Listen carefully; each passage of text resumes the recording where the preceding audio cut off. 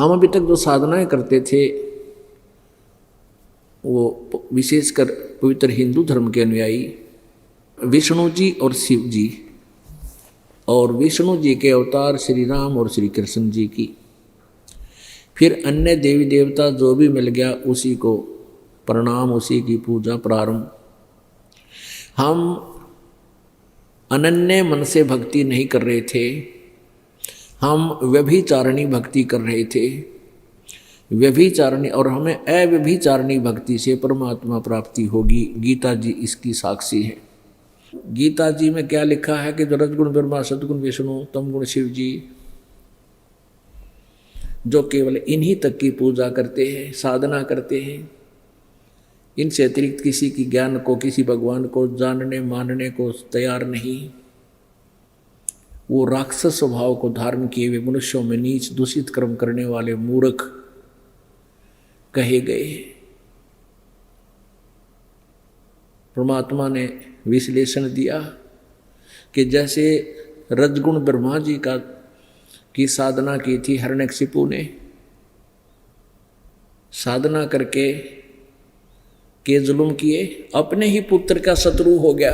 प्रहलाद के साथ वो घोर अत्याचार किए, राक्षस कहलाया और कुत्ते वाली मौत मरा। एक तो भक्ति करें, उस भक्ति से ये प्रतिफल मिलता है।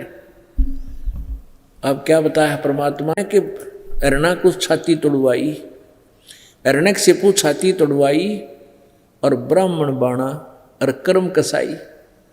ब्राह्मण का अर्थ होता साधक। एक ब्राह्मण का वैसे सीधा अर्थ होता ब्राह्मण सोए जो ब्रह्म पहचाने, जो भगवान को पहचान ले, जिसकी परमात्मा में लगन लग जा कि भाई परमात्मा की भक्ति के बिना इस पृथ्वी पर कुछ भी को नहीं, यह मनुष्य जीवन व्यर्थ है यदि साधना नहीं की। इसको ये सारे ब्राह्मण की डेफिनेशन में आते हैं। तो एक तरफ तो भगत बनया, साधना करी, ब्राह्मण बाणा और कर्म कसाई, काम कसाई कैसे, हिरण्यकशिपु छाती तड़वाई और ब्राह्मण बाणा और कर्म कसाई। तो रजगुण ब्रह्मा जी का उपासक हिरण्यकशिपु वो जुल्म किया और राक्षस कहलाया। फिर तमगुण शंकर जी का उपासक रावण था, उसने के जुल्म किए। ऐसी साधना की तुम 7 जन्म नहीं कर सकते। उसने अपना यहाँ से काट के शरीर शंकर भगवान, तमोगुण शंकर भगवान के चरणों में समर्पित कर दिया। इतनी शक्ति इन भगवानों में है, वो ज्यों का त्यों फिर जीवित कर दिया। फिर ऐसे 10 बार काट कर दिया, 10 बार वापस दे दिया, और अंत में के जुल्म किया, पर स्त्री को उठा लाया, क्योंकि दुर्गा ने ही 3 रूप धारण किए थे। दुर्गा जगत जननी कहलाती है, उसी के 3 अंश वचन से ये उत्पन्न हुई थी, जिसको सावित्री ब्रह्मा से शादी कर दी, लक्ष्मी का विष्णु जी से ब्याह कर दिया, और पार्वती का शिव जी से नाता जोड़ दिया था। तो यहाँ बताया है कि अपनी ही माता को यानी लक्ष्मी को उठा लाया, सीता जी को। राक्षस जैसे कर्म किए, दूषित कर्म, इससे बुंडा कर्म और के करेगा यो। राक्षस स्वभाव को धारण किया हुआ मनुष्यों में नीच दूषित कर्म करने वाले मूर्ख, ये 4 उपमा दी हैं। ये चारों रावण के अंदर लागू होती हैं, जो तमोगुण शिव का उपासक था। एक भस्मागिरी नाम का उपासक है, गिरिपुरी सन्यासी, औगड़नागा, ये सारे शिव जी के उपासक हैं, तमोगुण शिव के। तो एक भस्मागिरी नाम का एक साधक था, भगवान शिव जी के द्वार पर सामने ऊपर को पैर नीचे को सिर, सिरासन लगा के 12 वर्ष तक साधना की, तपस्या की। और जब पार्वती जी को देखा, उसके मन में दोष आ गया। उसने क्या सोचा कि श्री शंकर भगवान जी के पास एक भस्म कड़ा है, भस्म कड़ा मांगूंगा और शंकर जी को मार दूंगा, पार्वती को अपनी पत्नी बनाऊंगा। इस उद्देश्य से 12 वर्ष तक शिव जी के द्वार गेट के सामने धरना दे दिया। एक दिन भगवान शिव जी ने पूछा कि बोल क्या चाहता है तू उपासक, मैं तेरे से प्रसन्न हूँ। तो भस्मागिरी ने कहा कि ऐसे नहीं भगवान, वचनबद्ध हो जाओ। अब भगवान शंकर जी ने सोचा कि मांगेगा, एक सिद्धि मांग लेगा, दे दूंगा। कहा भी तथास्तु, मैं हो गया वचनबद्ध, मांग क्या मांगता। तो खड़ा हो गया सीधा सीधे पैरा, और खड़ा होते ने बोला ये भस्म कड़ा दे दे। अब शंकर भगवान ने सोचा भी साधु संत जंगल में रहता है, कोई हिंसक जानवरों से या राक्षसों से बचने के लिए मांगता होगा। निकाल कर तुरंत दे दिया कि ले बच्चा। अब क्या कहता है भस्मागिरी के लिए शंकर होले होशियार, तुझे मारूंगा, पार्वती को पत्नी बनाऊंगा। हा हा हा हा, दांदरे का डर लग गया। तो उसी समय शंकर भगवान जान गया कि तो एकदम रूप बदल गया निकम्मा। और यूँ तो एक बार तेरे सिर पर न्यों कर दिया भस्म। वो क्या था उसमें गुण के, जिसके सिर पर ऐसे करके और ये कह दे भस्म, वो फूंक देता था। ऐसा करंट बना था उसमें, वचन उसका रिमोट था। अब शंकर जी ने तो पता था तो अपने हथियार का कि ये तो एक बार न्यों करे और तू मेरा डांक ठोक दिया, स्पीड खींच दी। आगे आगे भगवान और पाछे पाछे पुजारी, दोनों जैसे जोटियां का पीछे जोटे बाजा गए, ऐसे दौड़े जा रहे हैं और शंकर जी का पसीने आ रहे। पुण्यात्माओं, ये कथा हम पहले ही पढ़ा करते, शिव पुराण में लिख रखी है। और यह मन मना आया करते, हमें अविनाशी क्यों है, अजर अमर क्यों है। अरे भगवान स्पीड खींच रहा, डर के भाग रहा भगवान शंकर, तो अविनाशी क्यों करोगे। अविनाशी होता कहता आजा भाई कर, कति असर ना हो इस पर। फिर भगवान पार्वती रूप बना के वहां प्रगट हो गया भस्मागिरी और शंकर के बीच में, जब वो दौड़े जा रहे थे। तो भस्मागिरी ने कहा तू क्यों कराएगी यार पार्वती। वो बोली मैं आपके लिए आई हूं। और क्यों भाग रहे हो, रुक जा, वो तो वापस आवा को नहीं। शंकर जी तावे को ना, उसने बेरा है इसमें कितनी शक्ति है, आज आप यहाँ बैठेंगे। वो तो खाड़े पार्वती खातिर कर रहा था, उड़े रुक गया, ला दिया फुल ब्रेक, वहीं रुक गया। और फिर पार्वती रूप में भगवान ने कहा कि मुझे डांस करके दिखा, कुछ प्यार कर। भस्मागिरी कहने लगा मैं तो साधु तपस्या करनी आदमी हूँ, मैंने डांस डोंस ना करना आता।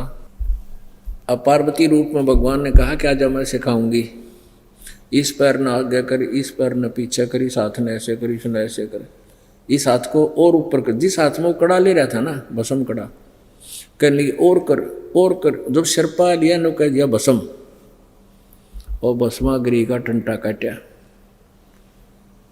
अब उस भस्म कड़ा ने ठाकर भगवान विष्णु रूप धारण करके पूर्ण परमात्मा शंकर जी के सामने खड़ा है। उसका भाज्या जो था नो कति स्पीड थे आगे पहुंचे, कहने लगे रुक जा भोलेनाथ, ए शंकर जी रुक जा। अकाजा भागले विष्णु, भाजा मर गया इससे। अब क्या हो गया, भाग ले बस पीछे, आजा भागता भागता बताऊंगा। तो भगवान विष्णु कहने लगा जिस डर से तुम भाग रहे हो उसको मैंने मार दिया। उसका ना जच्चा भगवान शंकर का यूँ कैसे मार दिया। फिर उसने बताया कि ऐसे ऐसे मैंने पार्वती रूप बनाया, और देखियो कड़ा तेरा यूँ ले रखे हमने हाथ में, देख तले। तब उसने देखा धैर्य सा बांध गया, सचमुच है, कहाँ सचमुच है, कहाँ है वो मरा हुआ। वो मरा हुआ देख लिया ना, जब शंकर का दिल धड़कना बंद होया, अब चाल दिखाऊं, देखियो मरा पड़ा। तो पुण्यात्माओं, वो उसके बाद वो भस्मागिरी भस्मा असुर कहलाया, तमोगुण का उपासक। अब तीसरा गुण रह गया सतगुण विष्णु की उपासना करने वालों की क्या दशा हुई।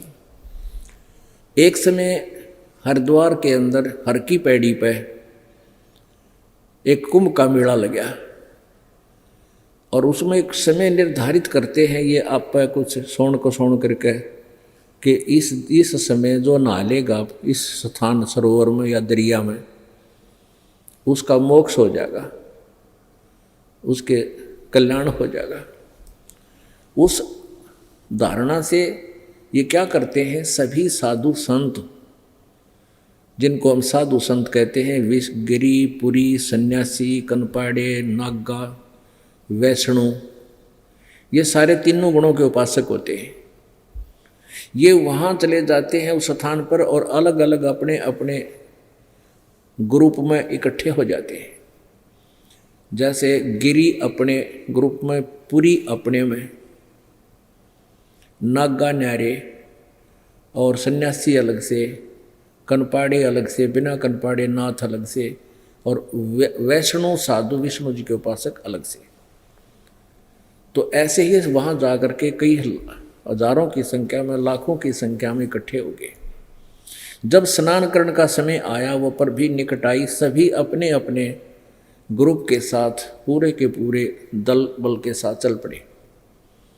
सबसे पहले नागा पहुंच गए स्नान करने। नागा बिल्कुल नगर रहते हैं, शरीर पर राख लपेटे रखते हैं। वो जाकर के हर की पैड़ी पर छा गए, कई हजारों की संख्या में थे वे। तो वो नहाने की तैयारी करने वाले थे, पीछे से वैष्णु साधु आ गए, सतगुण विष्णु के उपासक, वो भी कई हजारों की संख्या में थे। उन्होंने कहा कि नागाओ, तुम बाद में स्नान करना, पहले हम स्नान करेंगे, हम सर्वश्रेष्ठ हैं, हम विष्णु जी के उपासक हैं, हम सबसे श्रेष्ठ हैं, तुम बाहर आओ। नागा कहने लगे नहीं, हम सर्वश्रेष्ठ हैं और हम पहले स्नान करेंगे, हम त्यागी और बैरागी हैं, हम तन पर वस्त्र भी नहीं रखते, हम नी इच्छा है और हम स्नान करेंगे, हम सर्वश्रेष्ठ हैं। अब वैष्णु साधु फिर गुस्से में हो गए, कहने लगे रे पशु की तरह तुम नंगे फिरो, टट्टी के हाथ नहाना न धोना, टट्टी के हाथ भी ना धोते, शरण फिरो, बाहर मरो तुम, हम पहले नहाएंगे, हम श्रेष्ठ हैं। अब नागाओं पर इतनी टार कड़ा उठे थी, फेर लिया, मुंह उल्टा हो गए, न बोले आजा तुम न हम नहावाएंगे, और मुक् को मुक्का, लट्ठम लट्ठा, तलवार निकाल ली, तीर मारे। यानी 25,000 उस घटना में 25,000 ये त्रिगुण उपासक आपस में कत्लेआम कर डाला। कत्लेआम 25,000 कटका मर गए और गंगा के अंदर 100 ही नजर आ रहे हैं, जैसे महाभारत के युद्ध में विघ्न होया था। अब यहां बताते हैं उस परमात्मा की अमरवाणी में, तीर तुपक तलवार कटारी जमदड़ जोर बदावे हैं, हर पैड़ी हर हेत न जाण्या वाजा तेग दिलावे हैं, काटे शीस नहीं दिल करुणा ये जग में साध कवावे हैं, और जो जन इनके दर्शन को जावे उनको भी नरक पठावे हैं। परमात्मा की यह वाणी 600 साल पहले बोली गई थी कि इन तुम संत कहते हो ना, इनके तो दर्शन भी ना करने चाहिए, और जिनकी तुम पूजा करते हो उनकी पूजा करने वालों को क्या लिखा गीता जी में, राक्षस स्वभाव को धारण किए हुए। ये राक्षस नहीं, एक नाण के ऊपर कटके मर गए, कत्लेआम कर दिया, दया भी कोई ना इनके, काटे शीश नहीं दिल करुणा, दिल में दया कोई नहीं। और ये जग में साधको आवे हैं, संत कहे हैं इनको, और जो इनके दर्शन को भी जावे, क्योंकि दर्शन करना वो जाएगा जो उनका चेला बन जाएगा, उनको फिर यह गुटी पे आ गए वो नरक में भेज देते हैं।